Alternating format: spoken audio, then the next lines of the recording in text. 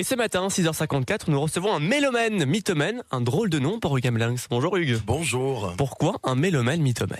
Parce que le spectacle va parler et de chansons françaises et puis il y aura pas mal de fiction autour de ces grandes figures de la chanson française qu'on connaît.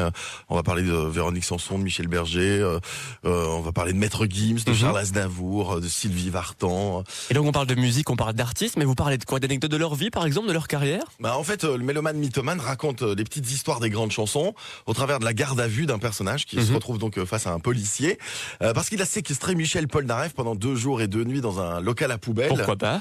Oui, pourquoi pas.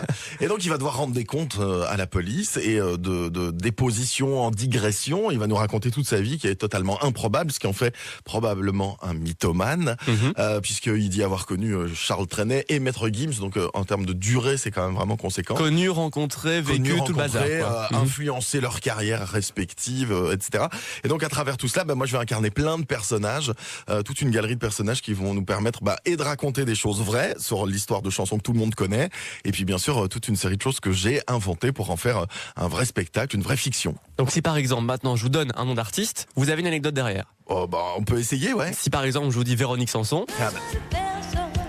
En plus c'est agréable de la réécouter comme ça. Véronique Sanson, l'anecdote que je peux vous raconter, c'est qu'elle a quitté Michel Berger lorsqu'il travaillait sur l'enregistrement de du 2e album de Véronique Sanson. Ils étaient en studio et Véronique Sanson a dit à Michel Berger: je pars acheter des cigarettes, je reviens. Sauf qu'elle est jamais revenue et qu'elle s'est barrée aux États-Unis rejoindre son amant Stephen Stills, un musicien américain. Et Michel Berger et Véronique Sanson vont ensuite s'écrire plein de choses par chanson interposée. Donc le public a été témoin de leur relation amoureuse à distance, malgré la présence de France Gall dans cette histoire. Et moi, dans le spectacle, ce que je vais vous raconter, c'est le monsieur qui a vendu les cigarettes à Véronique Sanson. Vous incarnez ce personnage. Exactement. Et je vais vous dire, voilà, Véronique Sanson, elle est pas partie facilement, elle a pas quitté Michel Berger facilement. Voilà ce qu'elle m'a raconté quand elle est venue acheter ses cigarettes, par exemple. Et on peut retrouver qui dans un format un peu plus jeune ou plus ancien, dans votre catalogue de personnages et d'artistes? Dans les plus récents, il y a Maître Gims, dont on va parler. Mais parce que Maître Gims, oui, voilà. Avec Maluma sur ce son.